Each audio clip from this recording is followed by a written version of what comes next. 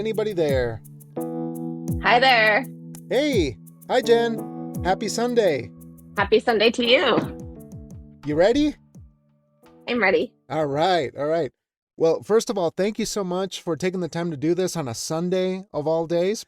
Can you tell me where you're from and what got you into writing? Okay, so I grew up in the burbs of New Jersey, Central Jersey, the land of shopping malls, gas stations, classic burbs. Yeah, yeah. My town had a lot of horse farms. So I Mm. grew up there and then went to college in upstate New York, spent a few years in New York City after school, moved to Boston for a few years. After school, I'll just wrap this into the writing piece. My last year of school, I took this writing for magazines class, and that just got me really excited about magazines. So after school, I worked in magazines in New York City, and that was a lot of fun. And so I was sort of going down this path of journalism and magazine writing. Moved to Boston for a few years, and then moved to Atlanta for a few years, well, 14 years, and then made this journey out to California. So I Mm. live in Northern California, in Davis, near Sacramento, with my family. And I would say probably about 7 or 8 years ago, I kind of made the shift from like journalism writing into creative writing. And that was like largely driven by the desire to write a memoir, which I had always wanted to do, but it was like, okay, it's time. Started taking some classes, memoir, personal essay, and then this is sort of the short version, but I knew that when we moved, I wanted to look into MFA programs. So after Mm. we moved to California, I applied to UC Davis because we were living here and it's a good program. So I went there. I joked that I did my pandemic MFA, which was, mostly on Zoom, but it's great community. And I was able to get a lot out of that, writing in different genres, and working on my memoir. And yeah, that's where I'm at now. So I'm hoping to do the final, revisions of the manuscript, and hopefully it's taking shape into becoming a book. Mm. You pretty far along, do you think? Like you're almost to it, or are you still putting some pieces together of the book? So I have a full manuscript that I've been revising, and kind of the more recent additions are sort of like these myth stories. And I, in the past year, have gotten really into collaging. Oh, I saw So that on your website. They um, look great. thank you. So Yeah. I'm bringing some of those in so it's more of a hybrid Mm. memoir. So it's in what I think is the final stages, but I guess there's always room for more revision. I Right. will love the day I can stop saying that I'm revising this memoir. Yeah, yeah. Well, I'm really excited to get to talk to you about the collage in particular and how those things start making their way into the memoir aspect of your life. But to begin with, were you writing when you were younger? Did you always have that inclination, or was this something that came to you when you were older? I did have it in my head that I wanted to be a writer when I was younger, but I wasn't like writing nonstop. I would say I was a reader, like I was always a reader. Yeah. And then I think in high school, I thought I was writing some poetry and, thought that that was something I wanted to do. And then when I got to college, there wasn't like a writing major per se. So I kind of shifted gears. I was a psychology major, which Mm. I like to say is still like the study of people, Yeah. which comes in handy, for writing and creative writing. So I think I had the idea that I would like to be a writer, but it seemed like this far off kind of like, I don't know how Mm. you go and do that. Like it seemed Yeah. like, um, Yeah. you know, a dream of like somebody sitting at their typewriter. It's like sometimes there's no pathway to certain things. They just seem like a mystical sort of faraway thing that only certain magical people get to do that. Yeah. Do you remember what you were reading at the time, or things that really stuck with you when you were younger or maybe got into college? Yeah, I was just kind of reading whatever I could get my hands on from the library or school. I do remember like Harriet the Spy, and there were like a lot of these kind of mysteries, detectives when I was really young, like the Nancy Drew, the Bobbsey twins. Like it was very much like the protagonist was always trying to solve these mysteries, and I loved it. So I think I always thought that there would be like mysteries to solve Uh, um, in life, which maybe there are, right? Like yeah, yeah. it's I do think like even writing memoirs, like you're trying to solve I like was just gonna say, the narrative of your life, or some part of it, right? So yeah. you're looking for like truth. So I was reading that. I do remember I took this English course in college, and it was I hadn't taken a lot of English classes, and it was so much reading. Like I remember just getting this like, back, and I was like, oh, this is what it's like to be an English major. Like I like to read, but it was a course called the 60s. So Mm, we're reading like the autobiography of Malcolm X, like on the road. It was great. But it was like in a very short amount of it's an time, and I was overwhelm. like, wow, I'm Yeah. not sure. I'm glad I'm not an English major. Like I had to read like a lot. Yeah, yeah. So yeah, just being a reader, and then I think I was always a really good student. So the way I used to think about writing was sort of like just getting assignments and taking classes. Mm, And I think at some point you shift away from that to, I mean, freelance journalism is still like that. You're like pitching, and you get yeah. assignments and you have deadlines, and you're working with an editor. So there is that like structure. Mhm. And I think like for me with creative writing, it can be harder to create that kind of structure and timeline. Mm. Do you feel like when did it get to the point where you felt like you were finding your footing as a writer? Because you did go to a lot of different places and you had a handful of chapters. When did you feel, if one ever feels comfortable in those writing shoes? Yeah, I don't think there was like one moment for me.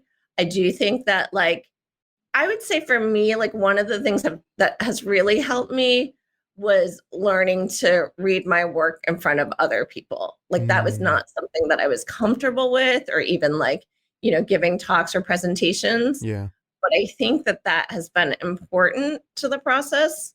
Hmm. So just like reading your work aloud. And I think, in class to do that, and you just like, it's a practice, right? So the more you do Right. that, the more comfortable you get.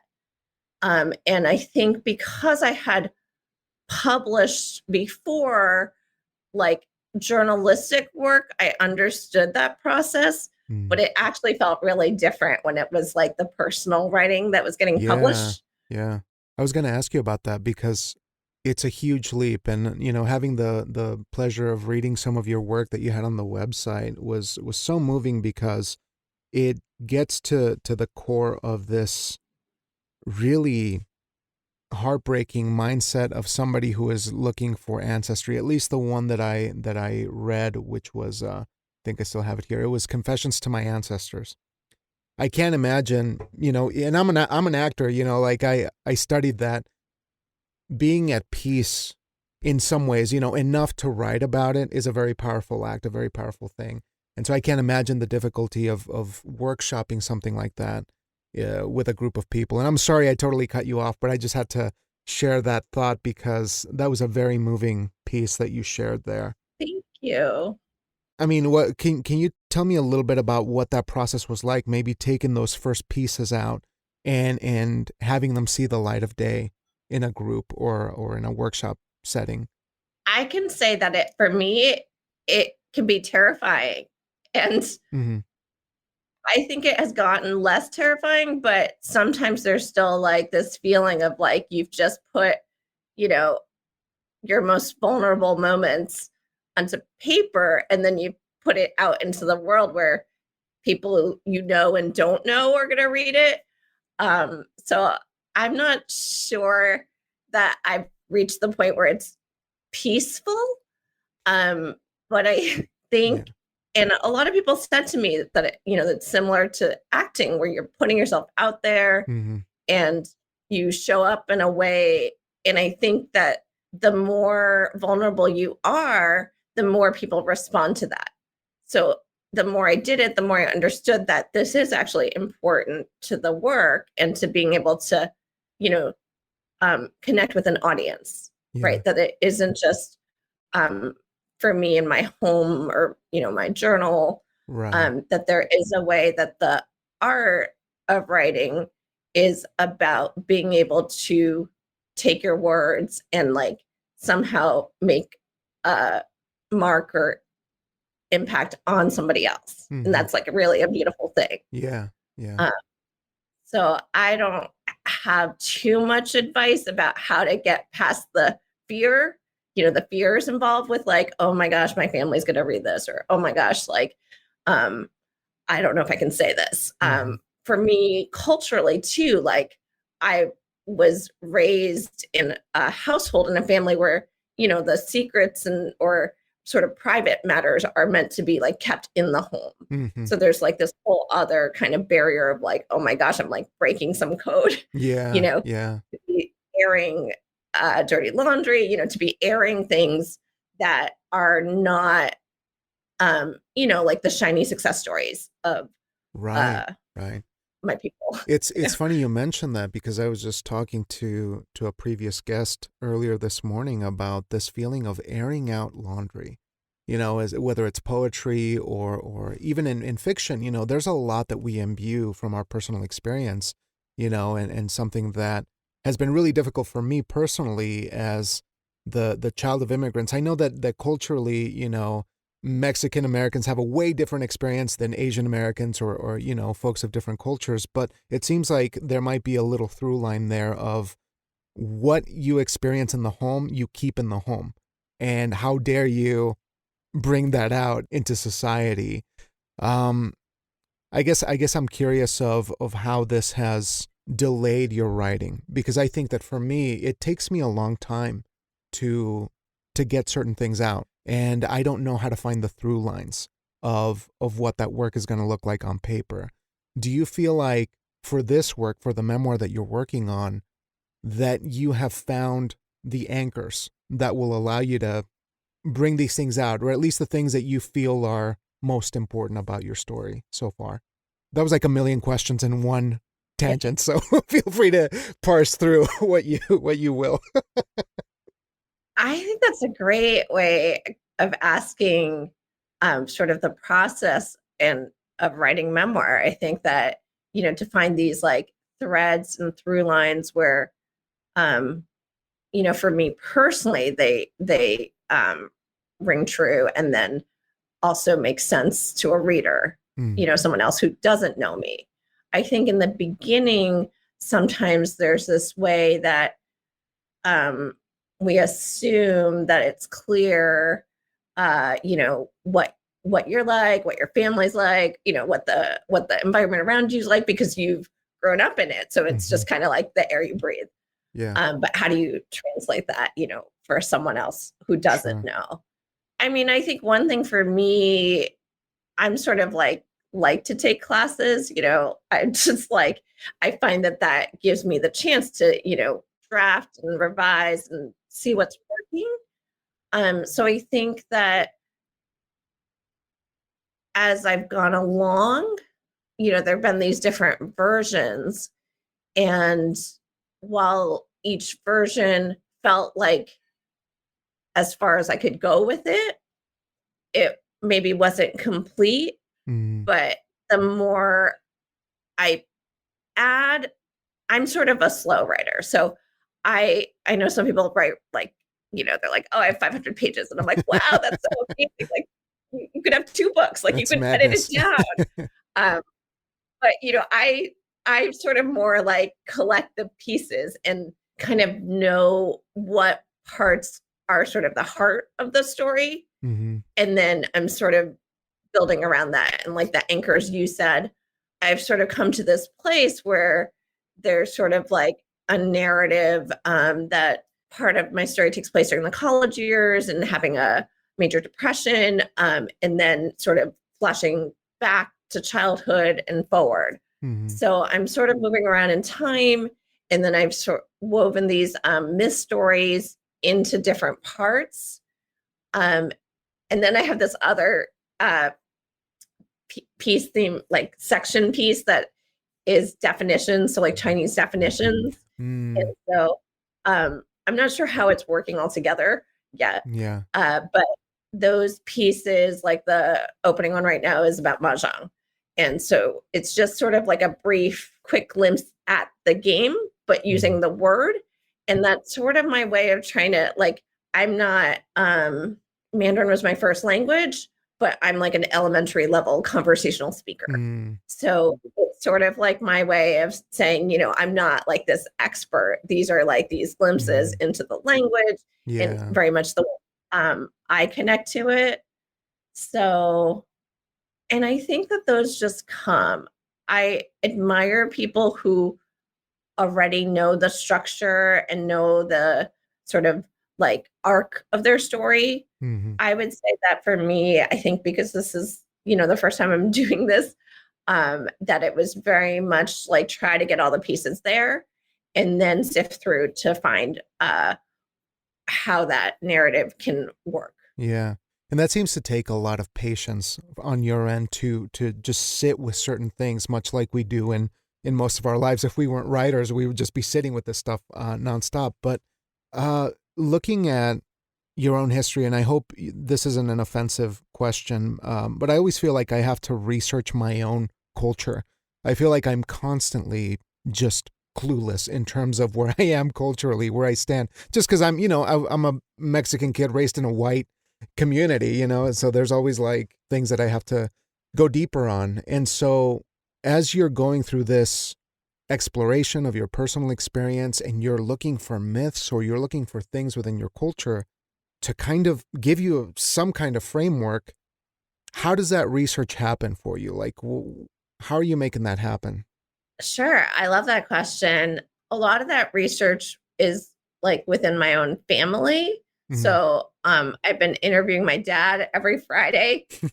Sometimes we're just like chatting about, Yeah, yeah. uh, the weather, but um, That's I, as dads are, I didn't, I should say. They'll yeah, just talk to you about the weather. I didn't grow up with a lot of like familial stories of like how the family moved from mainland China to Taiwan to the US. Like I kind of knew like a sketch. Mm, So I it was only like after I turned 40 that I was like, oh, I really need to get these stories down. Like this is, mm, the time. So I started interviewing him. And so there's just really fascinating things that I just never knew. And that's partially familial history, like ancestors, and like we have this book of names. Um, it's fascinating. He'll just throw out this stuff about like, yeah. because his great grandfather was like a tax collector and the tax was on salt. And so this was Wow. like, a valuable commodity. So there's like Yeah, this yeah. history. And so, I started looking up about the history of salt, and I was like, oh, Mm. this is like really like was, an important position. So, I think that there's like a way that the family history kind of is a jumping point for me to look into other Mm, historical elements. yeah. Um, so I think that it's it's not like largely research driven, but I think it's been important for me to learn more about my family's history and then how that connects with them being immigrants, and the being in this country and growing up as a ABC, American born Chinese. Mm, There's commonalities with other people. So like I went to Saturday Chinese school for like 10 years. This was mm, like just what you did. My dad was like the principal. It was just the Lunar New Year celebrations. And so right. I invited some of our family friends over, and I made all the kids, regardless of whether they speak any Chinese or not, to say Goshi Fatai, which is Happy New Year. And then you give them Mm. the hotel, which is the red envelope. And I was like, this for me really was like, yeah, I got to be an auntie. Like, Oh. I, um, sometimes feel like I'm just sort of uh, trying to come up with the traditions and the Mm, culture, pass it on to my children because yeah, it's, I can't pass on the language. And so they're right. just like small things. And that's sort of looking at like the future generation. Yeah, yeah. And that's such a difficult thing, right? To hold on to as much as humanly possible and then pass it on. But I'm noticing, and forgive me if I'm just rambling, but I think about responsibility a lot. Mm. And I'm curious, as you mentioned, the research that you're doing with family and getting to talk to your dad about this sort of thing or any other relative. uh, Do you feel like you have this responsibility to share their story as much as yours, or will ultimately this be something that can only be your perspective? How do you negotiate that with yourself? Because it's a lot. I mean, I know that culturally there's a lot of feeling like you're carrying everyone, you're bringing everyone with you, and I'm just very interested in that perspective of yours. I've definitely thought about that a lot, and I think it's shifted a bit. I think that there was a point where I was videoing my dad, so it was very much like these, interviews. I wanted to preserve the history. I wanted to have this. I Mm. would say all the time, I'd be like, someone should be documenting this. He's had such an interesting history, and my husband would be like, that's you. Like I meant like at Yeah, a museum, but yeah. you You're know. the family's conscience, right?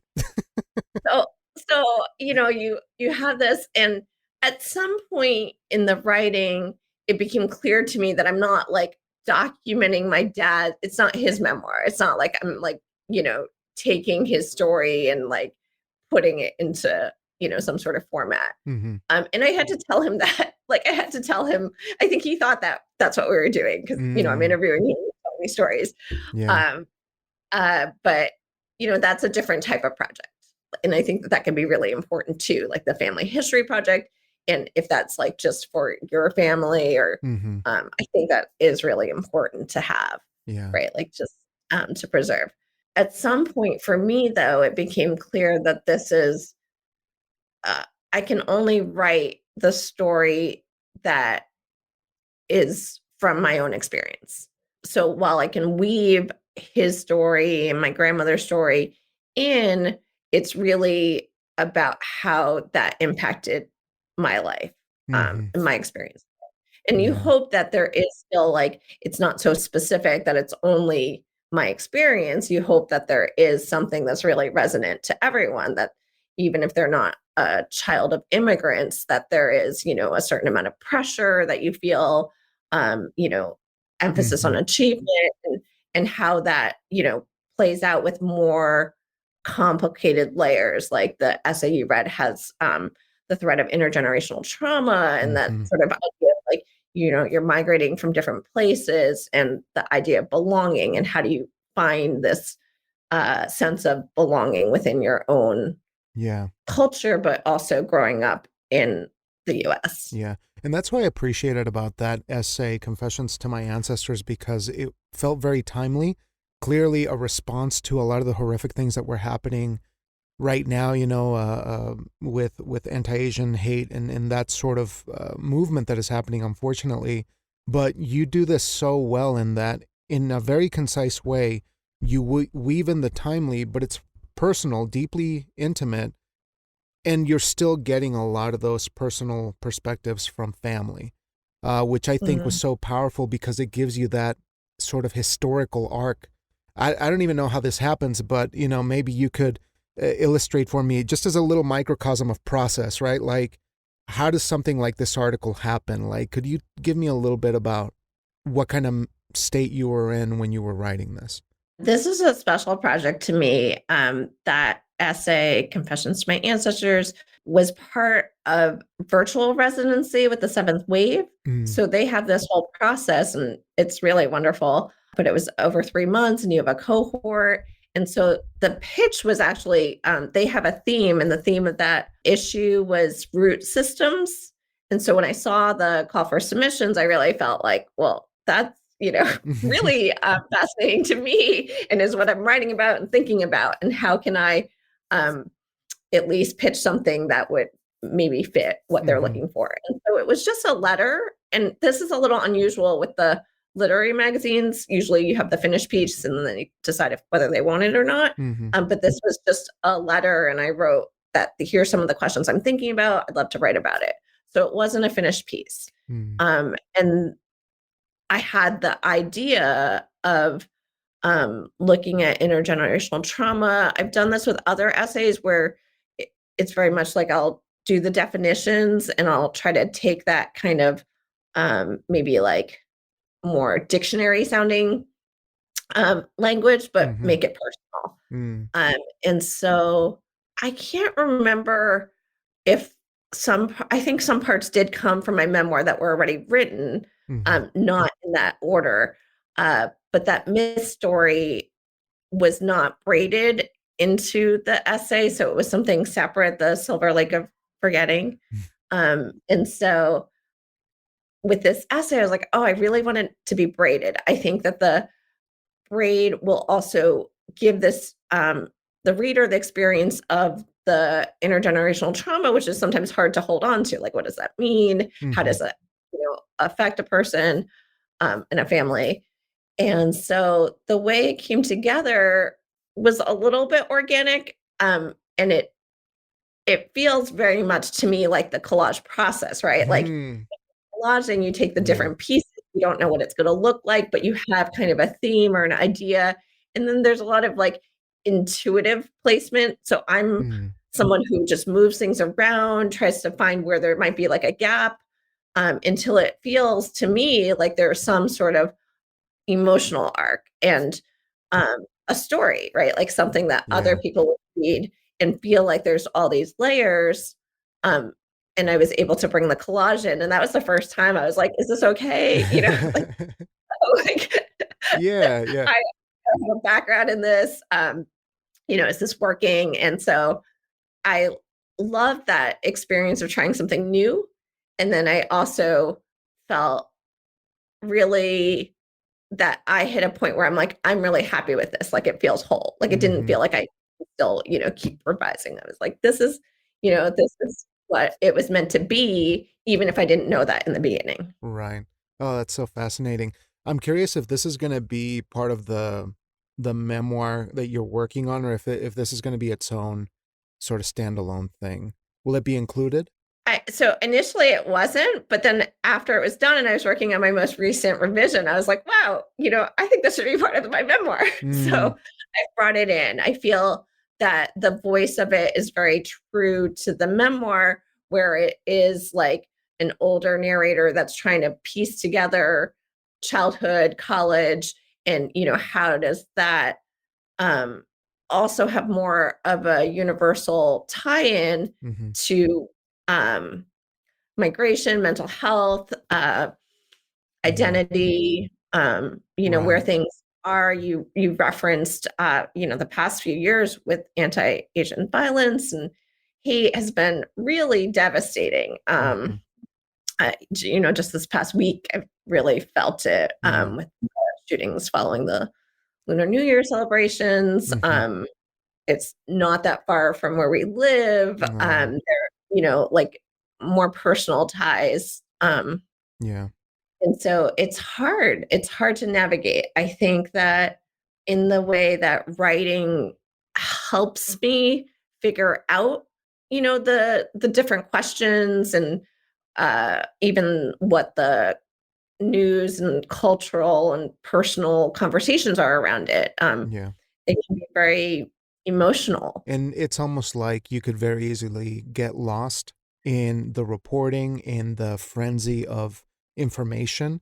And for something that's as personal, as your own culture being in the middle of an attack, it's almost like you have to retreat and make it personal again and claim it, right? Claim it once again. I think so. I think that that's for me sort of this idea that you're not writing for everyone, Mm, that you're really, who am I writing for? yeah. And I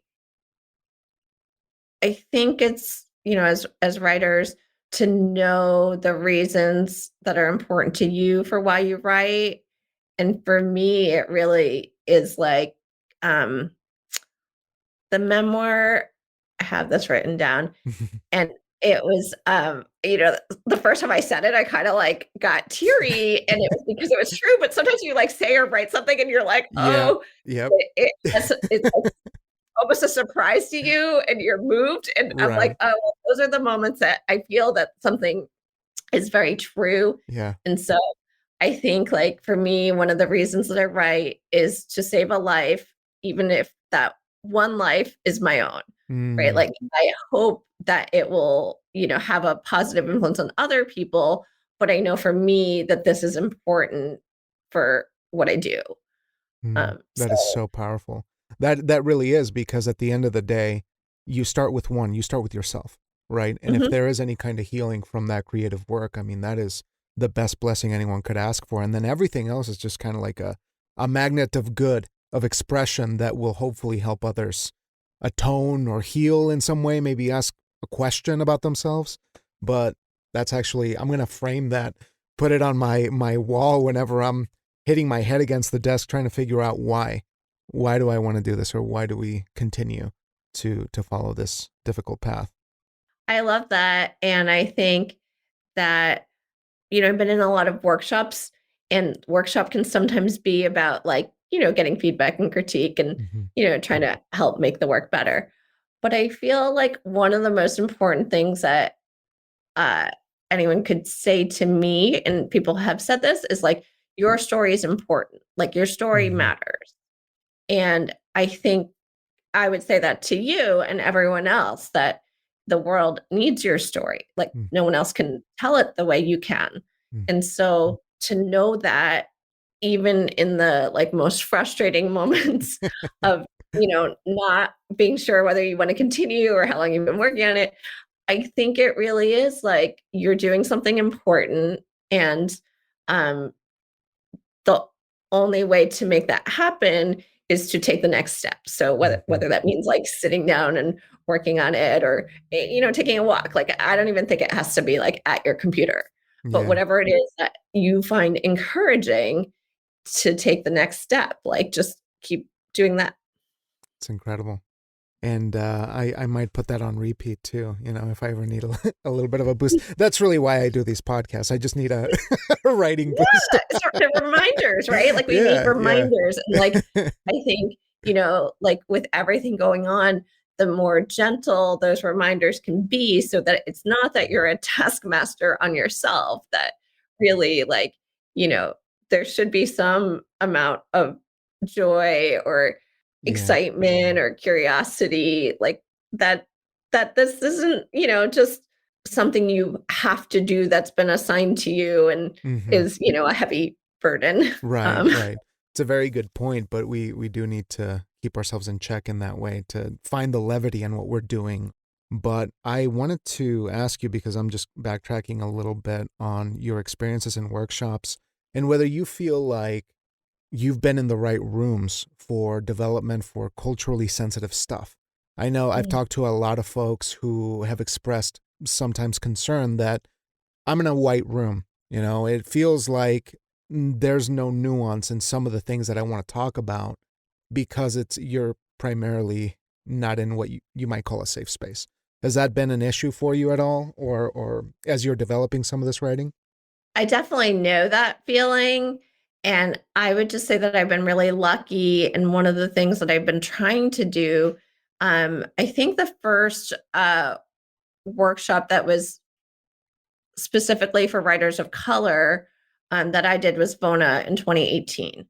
And so VONA is all writers of color. Mm, And to be in a room, and I think like the first conversation, everyone went around and everybody felt some degree of imposter syndrome, mm, like that they weren't supposed to be in memoir, or hadn't like had enough publications, or whatever it is. And there was something so um uh relieving to me to understand that that was like, oh, we've all felt this way. mm-hmm. And maybe that is also from being in a lot of rooms with um not writers of color, like just white faces. Sure. um I think that for me, that experience was so incredible that I sought out more of those spaces. Mhm. And where there aren't, I try to make those spaces. Mhm. So I'll just give a shout out to Tin House. Tin House I've done for 2 summers. They've Mm. really done a wonderful job of having instructors of color, having faculty of color, and the the writers there have been of all different backgrounds, um, identity. Mhm. It's just, yeah, that was really magical. And then Seventh Wave is also another place that I found. Mm. And then a friend of mine, um, we started a writers of color group in the Sacramento area Oh, for cool. women writers of color. Mm. So that's been great. So I think that if you feel that you're in rooms where um, your story doesn't resonate because of race or other Mhm. identity, that to find the spaces where it is safe and you Yeah. can speak from a place that, doesn't feel like someone's trying to ask you to explain something that automatically implies that they're not your audience, right? Like that, mm, Yeah. like what does that mean? What is that food? Like what, Yeah. like Yeah. that the questions, I think that early on, I think that I got this question and it's a valid one, but it was, I think, sort of the Vivian Gornick, the so what. Mm. But early on, I heard that so what is like, why should we care about your story? Like what this is like not important. And I Mhm. think that to try not to put yourself in spaces where that your work is going to be diminished because the readers don't understand. Mhm. And just a couple more here. The first one being the idea of service within the creative community, because by starting a group like that, you're getting into a different category of looking out for others in a way and having a kind of responsibility of service to other creatives. Can you tell me a little bit about the benefits of doing such a thing, just for folks who may be listening? Uh, because you kind of mentioned this before, but I'd like to know the hardships of that sort of thing, and the payoffs of such a thing. Even though we kind of talked about it a little bit, if you could expand on that just a moment. Sure. I think for me, like having community and having a community of writers is so important to the work I'm doing. I find inspiration from it. I find connection. I think that, as we go through the process of publishing, there are all sorts of things that come up. Mm-hmm. And to know that there are people that you can talk to and count on and see and celebrate each other's wins, I think that's huge. Mm-hmm. I am a big believer that there's enough room for all of our stories. So I don't see it as a competition. I see it as like we lift each other up. And so, um, while there might be some, time spent organizing or, trying to make those spaces, I get so much from them that it's not really a question of like, is this a benefit? It's a huge benefit. Mm-hmm. Um, I I started doing these online collage sessions, Oh, and cool. there's something like really healing about just bringing people together. There's so much, that we're doing, and just to take an hour and a half out of your day to like do something that's just for you and doesn't have to, the end product doesn't have to be like something so just meditative. But the different groups, I'll just say Kearney Street Workshop has been a great arts organization in San Francisco. Mm. I've read there. That's a great community. I think that as you make these connections and bridges, AWP is coming up. I don't know if you're going, but it's in Mm. Seattle. Cool. And I remember the first time I went, I didn't know anyone. And it's like hundreds and hundreds of writers. It's just like so many people, it can be Yeah. overwhelming. But I think that as you like build your community, you start to know people, and then you're on panels together. Mm. Uh, when you're in these different summer workshops, you can, start to have friendships. And Mhm. those friendships are so life-giving. Like I think Yeah. that for me, at the end of the day, it's not just like writing that's important, but it's like how you spend your day, like how Mhm. you I think it's Annie Dillard, like how we spend our days is how we spend our lives, Yeah. right? Like, so just like finding things that are meaningful to you and finding people that you can have this shared experience around. It's Mhm. just a beautiful thing. That sounds incredible. And, I've been talking to enough writers now that I feel like I might have to make my way over to AWP one of these days and join in on the fun. But lastly, I want to ask you, because it's almost the last day of January, and I've been asking most of my January guests if they have any kind of personal resolutions, or what do you call them, intentions, to Mm. improve your writing or your craft this year, even if it's for this specific project. What are you looking to achieve this year to improve the work you're doing? Wow. That is a big question. Yes. I I am someone who actually at the end of the year, I do sort of just a personal year-end recap. I have a friend, she's a wonderful writer, and we started doing this monthly accountability session. Anyone can do Mm, this.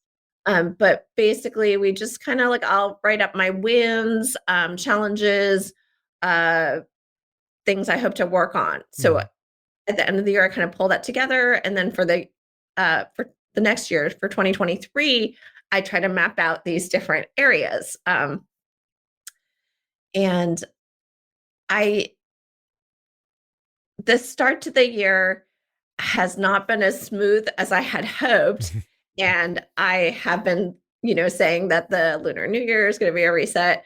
I'm just looking for a reset.